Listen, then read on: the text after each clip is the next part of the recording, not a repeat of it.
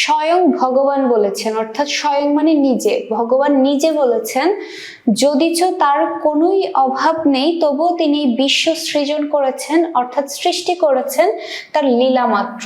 ঠিক আছে, যদিচ মানে কি যদিও, যদিও তার কোনো অভাব নেই তবুও তিনি এই বিশ্ব সৃজন করেছেন। সৃজন মানেই হচ্ছে সৃষ্টি, সৃজন মানে হচ্ছে সৃষ্টি। এই সৃষ্টি করেছেন কেন? এটা তার লীলা খেলা, তার যে ক্ষমতা রয়েছে সেটার জাস্ট একটা কি প্রতিচ্ছবি। তিনি দেখিয়েছেন তার মানে কর্মলীলা কতখানি, বুঝতে পেরেছ? কবির সৃষ্টিও এই বিশ্ব সৃষ্টির অনুরূপ, অনুরূপ মানে একই রকম। ঠিক আছে, অনুরূপ মানে একই রকম।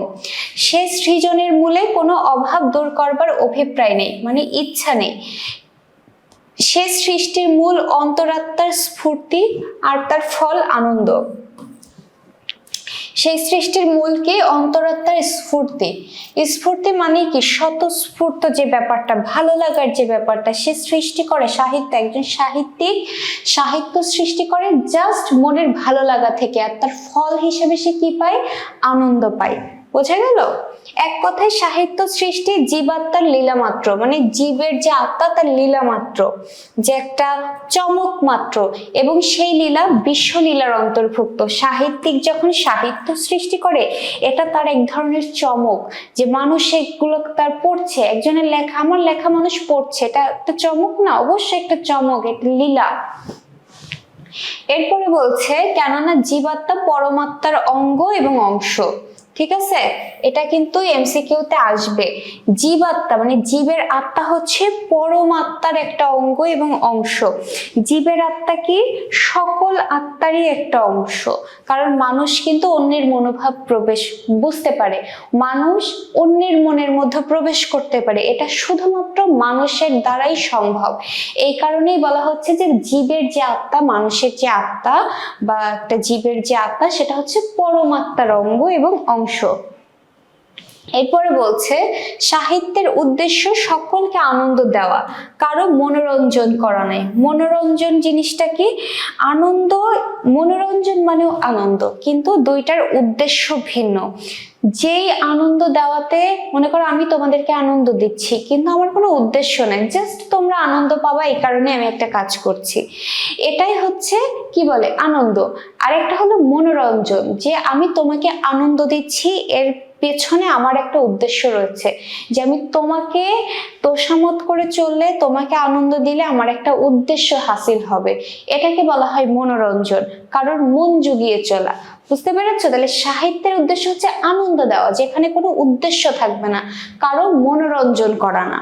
এরপরে দেখো এই দুইয়ের ভেতর আকাশ পাতাল প্রভেদ আছে। প্রভেদ মানে পার্থক্য আছে। ঠিক আছে, কোন দুইয়ের মধ্যে? যে আনন্দ এবং মনোরঞ্জন, এই দুইটা।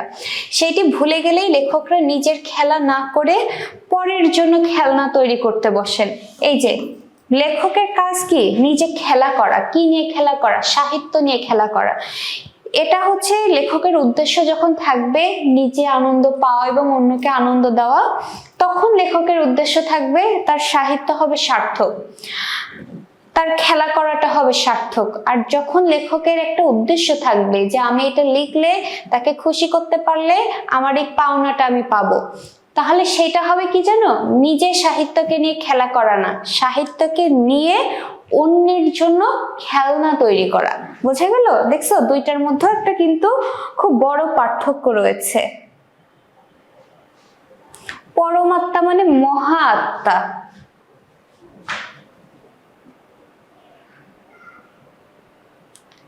আচ্ছা, এরপরে দেখো সমাজের মনোরঞ্জন করতে গেলে সাহিত্য যে স্বধর্মচ্যুত হয়ে পড়ে। স্বধর্ম মানে কি? নিজের যে ধর্ম, নিজের যে কাজ, সেইখান থেকে সে কি করে? সরে আসে। তার প্রমাণ বাংলাদেশে আজ দুর্লভ নয়। বোঝা গেল? সমাজের যখন উদ্দেশ্য হয়ে যায় কি জানো? কারোর মনোরঞ্জন করা। আমাদের রাজনীতিবিদরা, রাজনীতি কিন্তু একটা রাজার নীতি, এটা একটা মহৎ পেশা, কিন্তু আজকাল রাজনীতিবিদদেরকে আমরা সবাই একটু মানে খারাপ চোখে দেখি।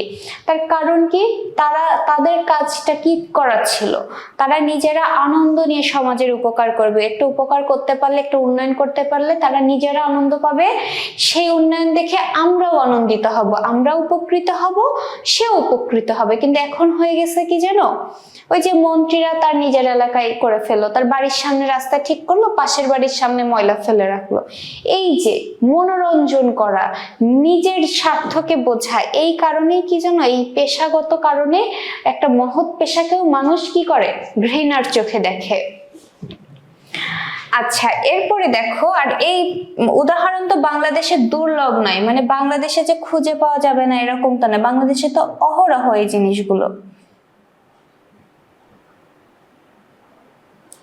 আচ্ছা, এরপরে দেখো কাব্যের ঝুমঝুমি, ঠিক আছে, এগুলো হচ্ছে সে উপমা করেছে, উদাহরণ দিয়ে বোঝাচ্ছে। এই জিনিসগুলো খুব ইম্পর্টেন্ট, এগুলো আসবে। যে দেখো কাব্য মানে কবিতার ঝুমঝুমি, কবিতাকে সে ঝুমঝুমির সাথে তুলনা করছে। বিজ্ঞানের চুষিকাঠি, চুষিকাঠি মানে কি জানো, চুষিকাঠি মানে লজেন্স, সে বিজ্ঞানকে বলছে একটা লজেন্সের মতো। দর্শনের বেলুন, রাজনীতির রাঙা লাঠি মানে রক্তাক্ত যে লাঠি, ইতিহাসের ন্যাকড়ার পুতুল অর্থাৎ কাপড়ের যে পুতুল, নীতির টিনের ভেপু, ভেপু মানে বাঁশি, টিনের যে বাঁশি সেটাকে নীতি নৈতিকতার সাথে তুলনা করা হচ্ছে। এবং ধর্মের জয় ঢাক, জয় ঢাক মানে কি, যে ঢাক বাজানো আর কি। এইসব জিনিস সাহিত্যের বাজার ছেয়ে গেছে, বুঝতে পেরেছ?